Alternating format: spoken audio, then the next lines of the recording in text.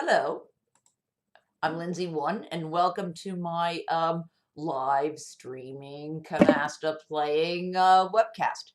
So I'm going to explain how to play Canasta Junction duplicate tournaments. And the tournaments, well, they're called duplicate tournaments, but they're not actually duplicate tournaments. So on the Canasta Junction site, it's these, this is like artificial computer engineering or something, whatever the A.C.E stands for. So, but they have these, what they call duplicate canasta.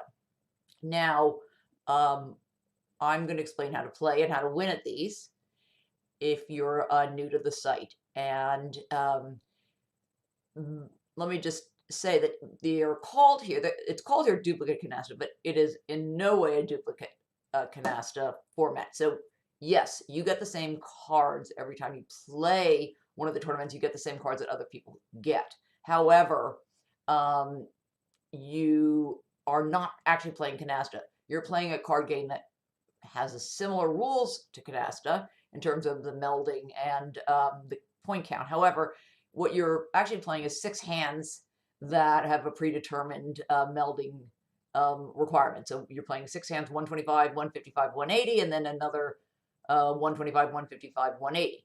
Now that is not at all how you would play a canasta actual game in real life, because your strategy sort of includes a different skills. When you're at 125, 155, and 180, you'll play differently, and sometimes you'll make sacrifices to your own positive score in order to give the opponents a larger negative. So if you're you might take a penalty in order to make sure that they don't get to game if they're close, and to set them back to give you a running chance of winning. So they call it duplicate canasta, but it is not at all the same strategy as playing a real life canasta game where you want to win, but you also need to prevent your opponents from winning first. These are strictly total point 6 hands where you're only concerned with getting the maximum number of points. So your strategy is completely different, and you don't need to play any defensive skills. So that's number one. The other reason it's not a duplicate canasta where you're testing your skills is that you can play it more than once. Now, if I could go back in time and play any of my bridge tournaments over again and know exactly whether the finesse was going to work, know when I should bid 6, know what the the lead was a singleton, I would be a reigning world champion. But you can only actually compete and compare yourself when you're have to play one time. These events you can play. You go to account and you buy some CJ tokens. Buy them. I think it costs $5 for 500 tokens, or basically a penny each, and then 25 cents to play the tournament the first time around.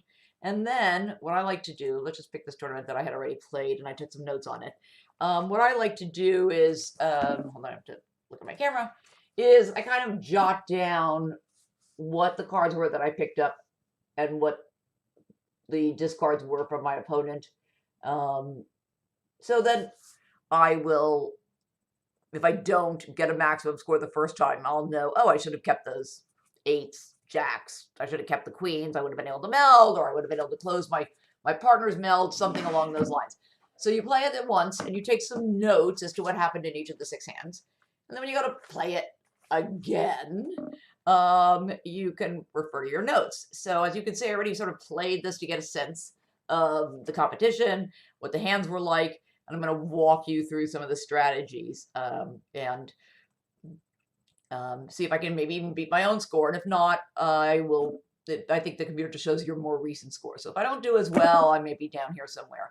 But I wanted to just tell you that the reason I'm divulging this is not because I'm encouraging any deception, but because anybody who's getting a score better than I am is already playing this more than once, and I think you need to all be on equal footing. So if you have an extra quarter to spare and you would like to sort of see your name in the leaderboard, please go right ahead. And I'm going to explain to you that jotting down some of these notes can make a big difference in your final score. And each one of these people is also doing the same thing. You'll see this person creep up now their score is 13,000. And, you know, by the time you finish this game, they might actually be up here at 15,000, showing that they would have played it again and you know, tried to improve their score. It is completely no big deal, and I don't mind. I could care less about the final rankings in these. I just would like to have competition that is basically actual real competition and using the same strategies. Then it would be more of a test of ability. I have emailed and written to the developers and said that in order to be an actual rated duplicate, everybody should only be allowed to play it one time during the course of the day. And then I received a response that said that was ridiculous and that nobody was concerned about that. And I disagree. I think that everybody should be on equal footing if you're going to play the same cards. And trust me, it's not a Canasta game. It's basically just a card game with similar melding techniques, but not the same strategy as Canasta. So if you're going to play and you want to see whether you do well, you should be allowed to play it one time.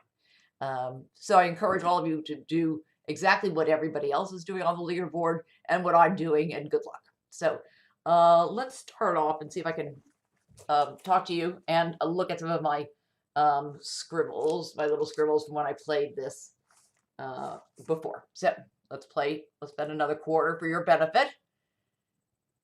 Oh, sorry, I can't play it on the screen up here. So let's spend another quarter for your benefit and play this tournament.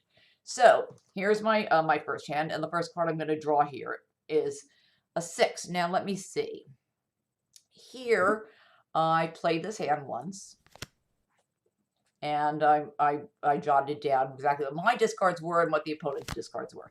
One time I played it, I took the deck after like the 4th turn when I was set up to meld. I took the deck on maybe the 4th turn. And then I got a pretty reasonable score. I decided to try and hold out just a teeny little bit to see whether I could improve the score. So the second time I played, where I held back on taking the 8s after I had a good triple here, I did end up doing a bit better. So what I'm going to do is show you my second strategy. So when I picked this card up, I discarded the king. Now you can see I can meld. I have 140. I could have melded before with and picked up the deck with the 8s. I could just meld now and get a 4-card Talon. But we already are well ahead with the 3s. So if I can get a couple of extra canastas, the 3s will either come to us or to the opponents. Now, here, I had given up taking the deck before, but now there's 24 cards in the discard pile. And those 24 cards include a lot of queens, 4s, a bunch of the 8s. So I'm going to take the deck now.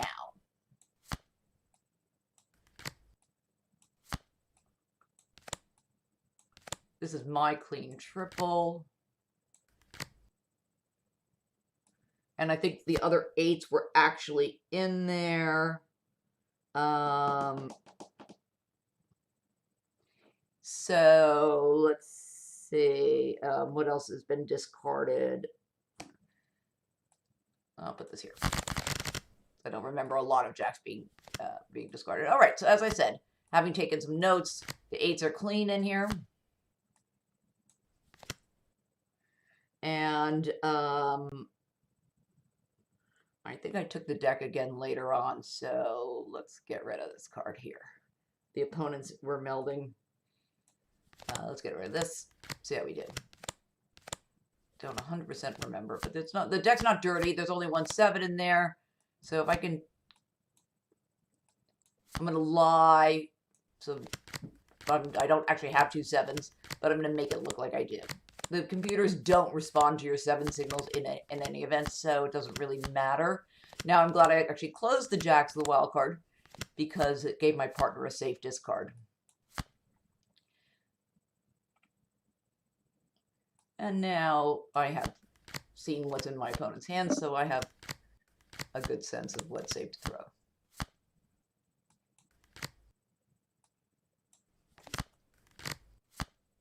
So they already have their 2 canastas.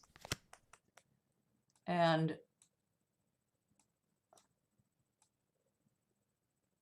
I'm going to take this and see if I get my chance to get clean here. Okay, let's see. So my 8s are in there. And the only thing I'm going to need is one more chance, one more turn to get clean. So I'm not going to put down anything that my partner might be able to go out and leave me stuck. So let's see. Put these 3 down. These 4 10s down. Put down the 5s. And I don't want my partner to go out. So I'm trying to remember what's in his hand. Okay. I'm going to put my 5 4s down because there's a good chance that that will close. And I kind of had stopped taking some messages, and I am going, oh, sorry, I'm going to throw that.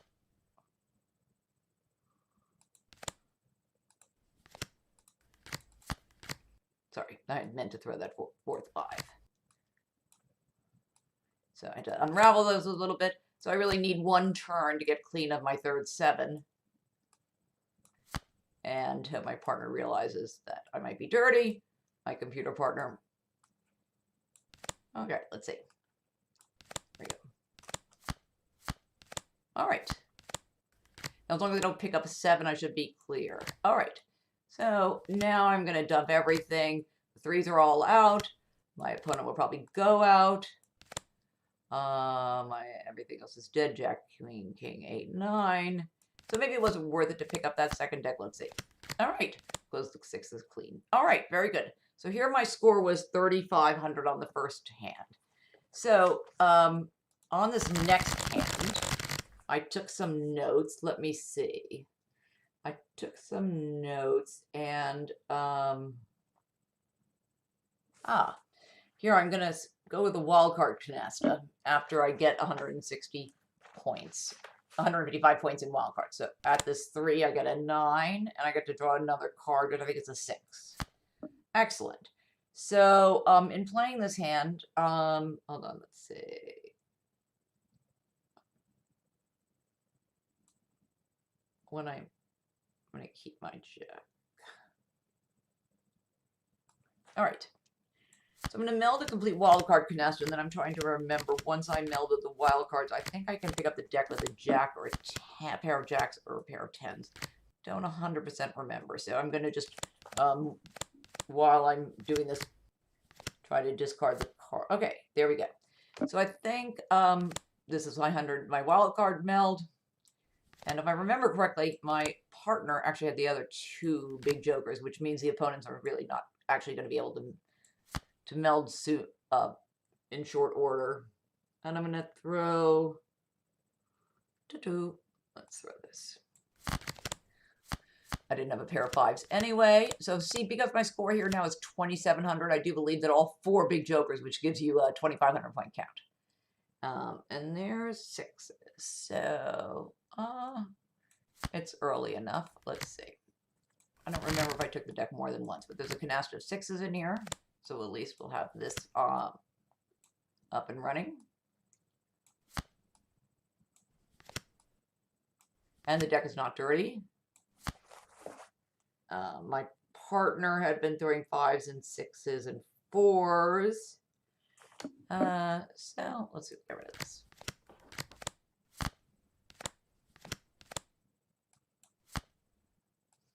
I can deceptively throw. I don't really care whether the opponents get the deck or not here.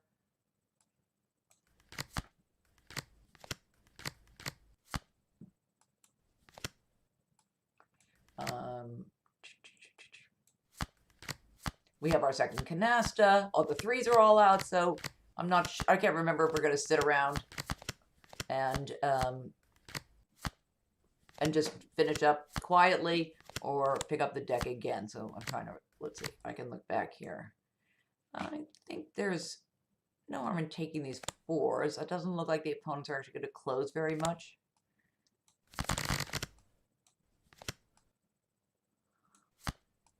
And I only have to get rid of 1 7. That is assuming that I don't pick up a bunch.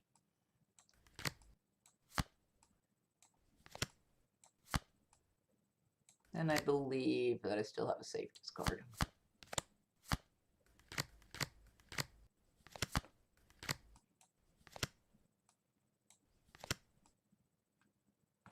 So I actually haven't picked up another Canasta yet.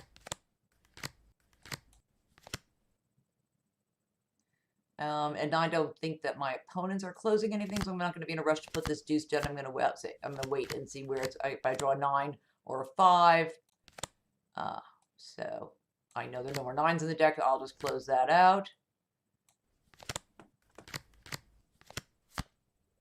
All right, very good. I can look at the hand at the end.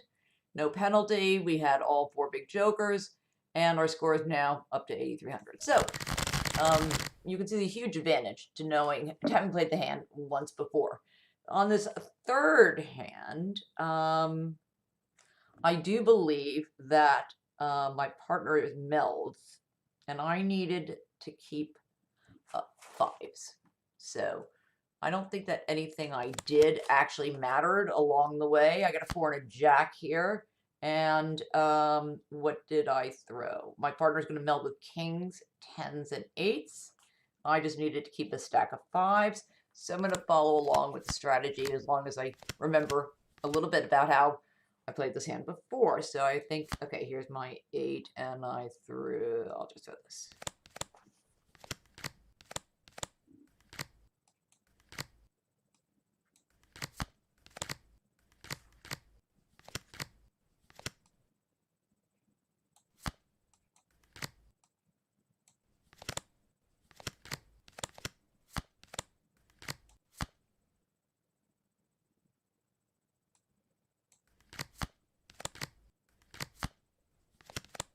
I should get another 10, I think, somewhere along the way here that I'm going to keep, because I can't remember if I pick up the deck here with 5s or 10s. I thought it was 10s.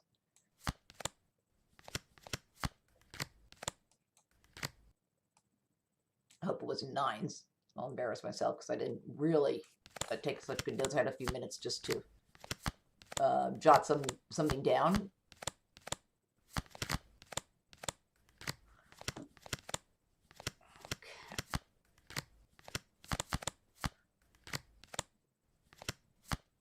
All right, I really didn't need the 9s that were in there, so we'll see what this discard is. All right, so let's see. I'm going to take this and try to remember how much trouble I was in. The 5s I'm going to go ahead and close clean, even though I don't think the opponents are in any imminent threat of going out. I'll put my kings down.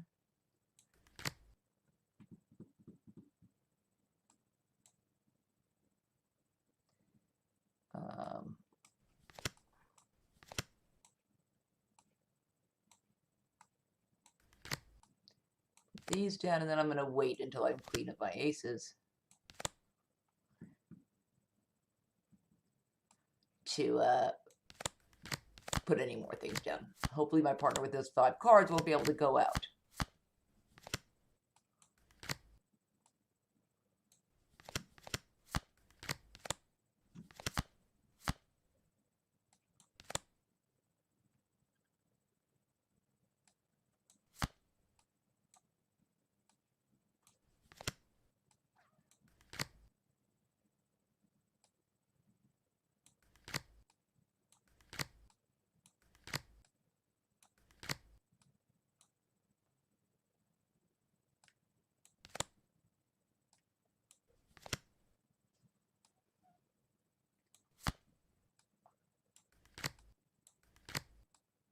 All right, they actually haven't closed anything at all.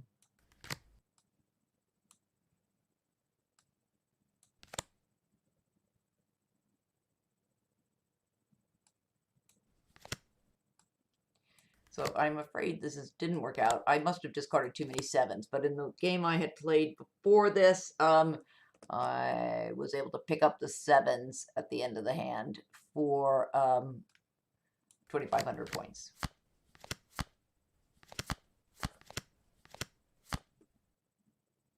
So in the game hand I played before, though, the opponents had thrown 1-7, and my partner had added to it. So maybe this is not going to go quite as well. I was not looking carefully at the discards, but obviously it makes a difference what my right-hand opponent discards to me based on what I discard. So next time I'll pay more attention and show you exactly card for card what happens. So here in this hand, I do believe my partner melds, and this is the hand where I take it with the 10s.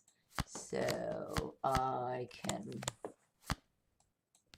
after I pick up the ace, my discard was a jack before, and I'll throw this.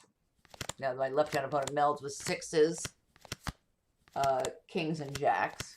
So I have a safe discard if I don't get the deck, and I believe my partner actually melds. So I think my right-hand opponent adds some things and throws a 10. All right.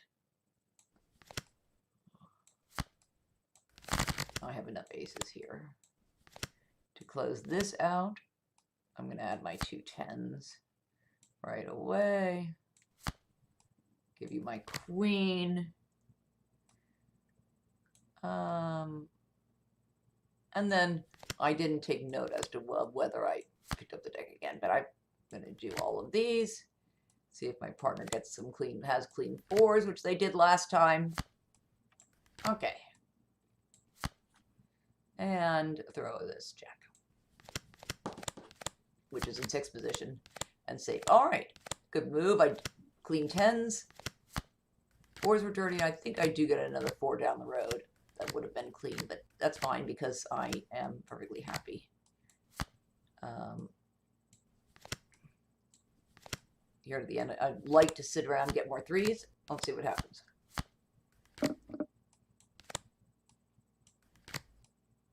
My partner with only 2 cards left. And they're probably 7s. I do think the computer doesn't understand when I have a signal, and the computer doesn't signal. So keep my 7 and hope that they get that I can get another wild card or another 3 before deciding whether to go out.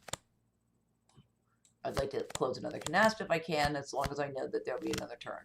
Oh, all right, so they closed. I held out. They got an extra 3 and another clean canasta. All right, so our scores are on 12,000, and I can't remember what the winning score is. I think 14,000 was the next highest score to mine. All right, going on.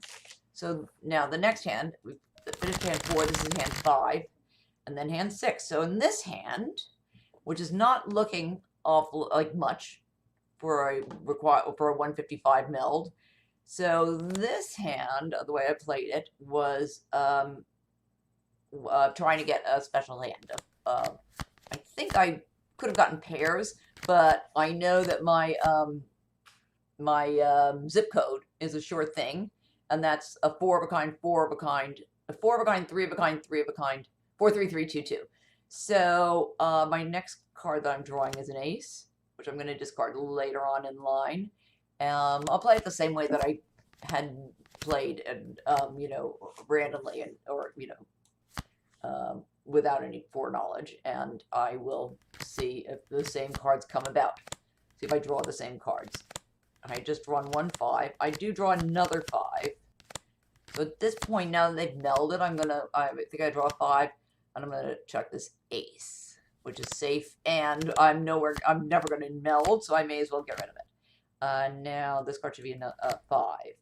So here I needed a 4 of a kind.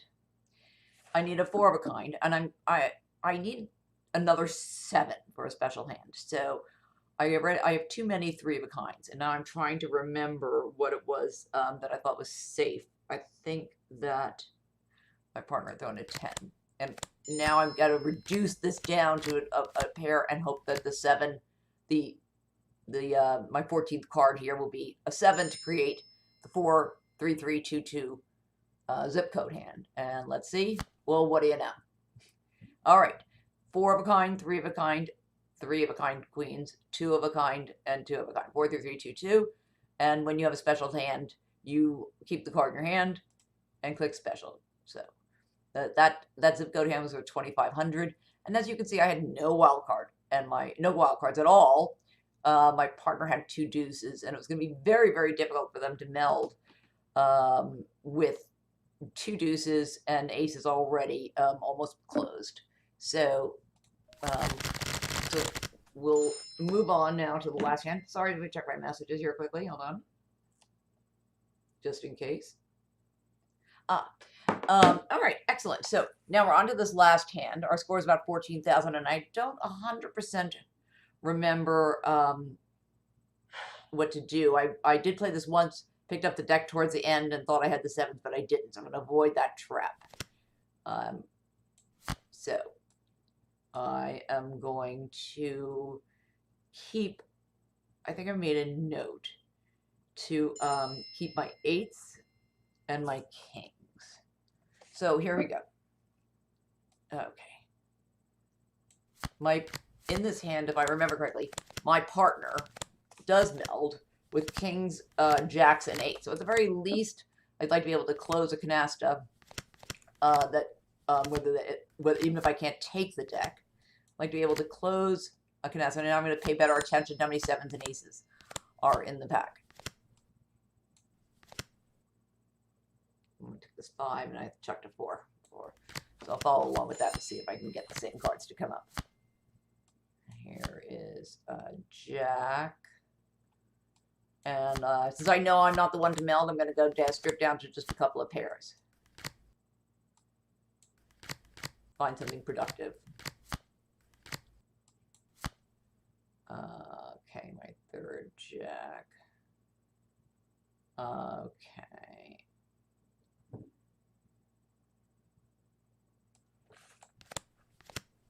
A knight.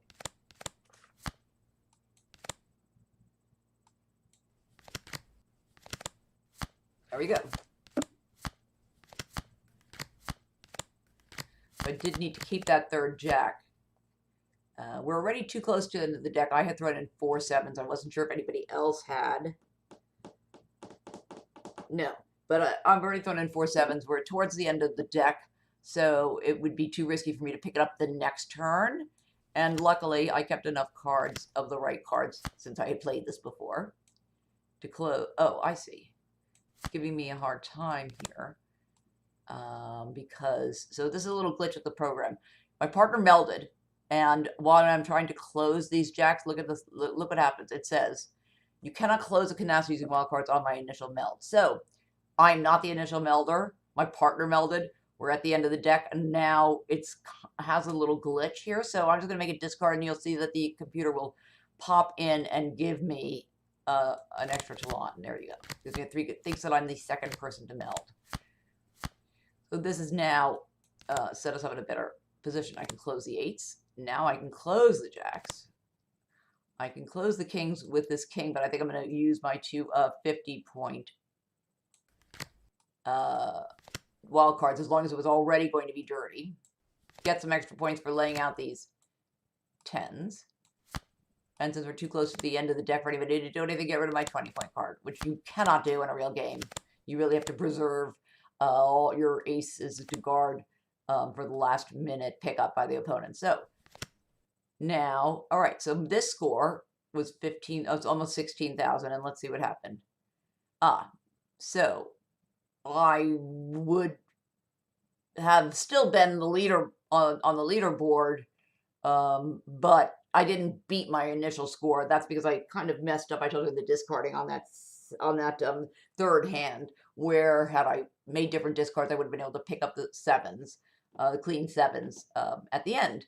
And I didn't have a chance to do that because I think the computer was sensitive. So when I made certain discards, the computer gave me different discards from my opponents.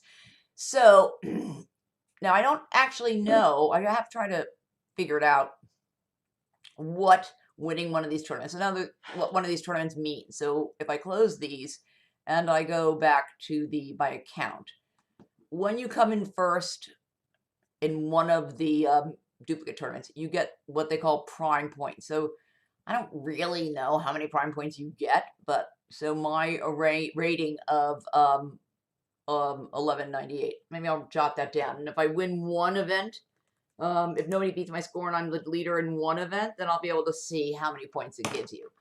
So I'm not exactly sure when you play these one of these duplicates, whether if you're in second, third, or through fifth place, if you get any bonus, or if you only get those, whatever they call prime points for being in first place. So today what I'm gonna try to do is just be in first place. So now you see this person, Izzy. It adjusted my score. It didn't give me the 18,000 score that I had initially when I sat down to replay it with you. It gave me only my most recent score. It's still ahead, but the margin's a little bit smaller. So since I want to make sure that I have one first place ranking in these, I might play it again later on. We'll see. And then I'll be able to gauge how many prime points you get for coming in first in one of these. Then tomorrow what I'll do is I'll just try to be like either second or third in only one tournament and see how many prime points you get.